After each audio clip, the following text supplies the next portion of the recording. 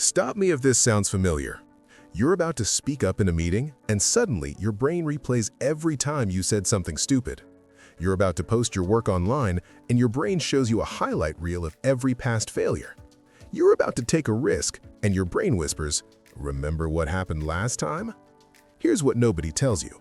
That's not anxiety. That's neuroscience. Your brain is running a 3 million-year-old survival program that's destroying your confidence in 2025. But I'm going to show you how to override it in exactly 3 seconds. And I'm going to prove it works with a real example that happened to me yesterday in about 4 minutes. Let's go. Okay, here's what's happening inside your skull right now. Your brain has something called a negativity bias. Back when humans lived in caves, this kept them alive. Predator attacks near the watering hole, your brain stamps that memory hard. Forget that spot, you don't get a second chance. So your brain got really good at storing threats. But here's the problem. You're not running from predators anymore. You're giving presentations, going on dates, starting businesses. And your brain, it treats embarrassment like a life or death threat. Last month, I presented to 200 people. It went great. 5 people came up after to say how helpful it was. But you know what I remember most? The one moment, 12 minutes in, where I stumbled over a word. 5 compliments, 1 stumble. Guess which one my brain replayed for 3 days straight? But here's where it gets dangerous. Now you might be thinking, okay, but some people seem so confident. What's different about them? Great question. Because after interviewing dozens of high performers, reading hundreds of psychology studies, and honestly struggling with this myself for years, I discovered something that changed everything. Confident people aren't more confident, they're just faster. Wait, what does that mean? Your brain doesn't just store negative memories, it creates what I call the mental blooper reel. Every time you're about to do something scary, ask someone out, share your idea, post your work, your brain pulls up this internal video of every embarrassing moment, every rejection, every failure, all edited into a greatest hits compilation of your worst moments. And then it says, "Remember what happened last time? You sure you want to try again?" Now here's the part that's going to save you thousands of missed opportunities. When that thought appears, "I should do this," you have exactly 3 seconds before your brain hijacks the decision. Here's what happens in those 3 seconds. Second 1, the thought appears. "I should speak up." Second 2, your brain starts searching for the failure footage. It's loading the program. Second 3, decision point. You either act or the reel starts playing. If you wait until second 4, 5, or 6, the blooper reel is already running. Your brain has pulled up every reason why this is dangerous, every past failure, every potential embarrassment. And once that reel starts playing, it's almost impossible to stop. But confident people, the ones you think just naturally have it together, they're not more talented, they're not more prepared, they're not less afraid. They just move in the first 3 seconds. Think of it like this. Your brain is trying to protect you by loading the blooper reel, but it takes 3 seconds to load. If you act in that loading time, you bypass the entire system. And here's what the research shows. Studies show over 70% of people experience imposter syndrome. That person at work who seems to have it together, same mental blooper reel. That influencer with thousands of followers, same reel. Your naturally confident friend, same exact reel. I've been creating content online for years, and every time I hit publish, my brain shows me the reel. Remember that video that flopped? Remember that harsh comment? Remember when you messed up that word? Every single time. The only difference between someone who takes action and someone who doesn't is they count to 3 and move. That's it. That's the entire secret. But here's what nobody talks about. What happens if you don't use this technique? Here's what happens when you wait past the 3-second window.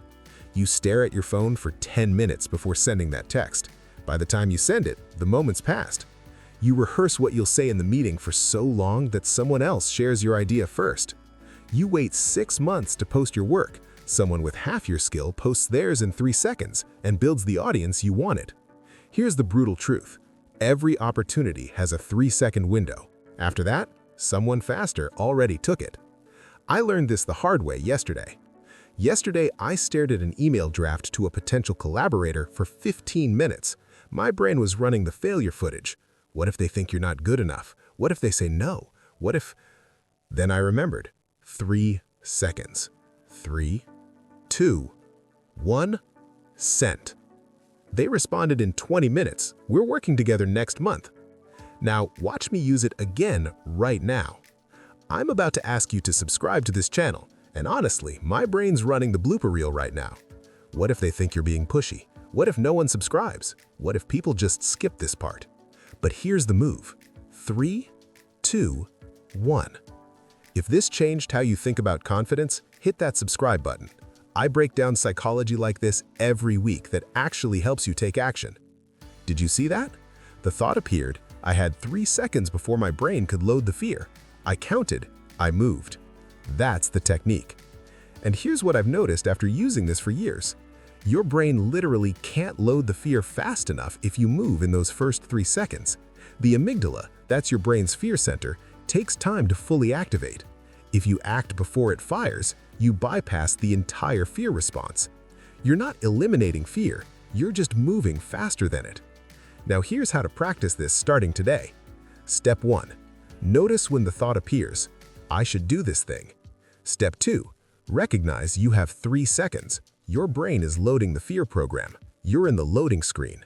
Step 3. Count out loud or in your head. 3, 2, 1. Step 4. Take the smallest possible action. Don't write the whole email, just write the first sentence. Don't give the whole speech, just say the first word. Don't post the finished work, just open the app. The action doesn't have to be big, it just has to happen in 3 seconds. Because once you move, the momentum carries you. The blooper reel never gets a chance to play. And here's what most people get wrong about this 3-second rule. The biggest mistake people make with the 3-second rule is they try to feel confident first. They wait until the fear goes away. They wait until they're ready. But that's backwards. You don't act because you're confident. You become confident because you acted. The 3-second rule doesn't eliminate fear. It makes you faster than your fear. And that speed, that's what builds real confidence. All right, here's your challenge. The next time you feel that hesitation, that voice whispering maybe not, don't argue with it. Don't try to feel more confident. Just count 3, 2, 1, and move. Your brain is going to keep lying to you. It's going to keep trying to play that blooper reel. That's just how brains work.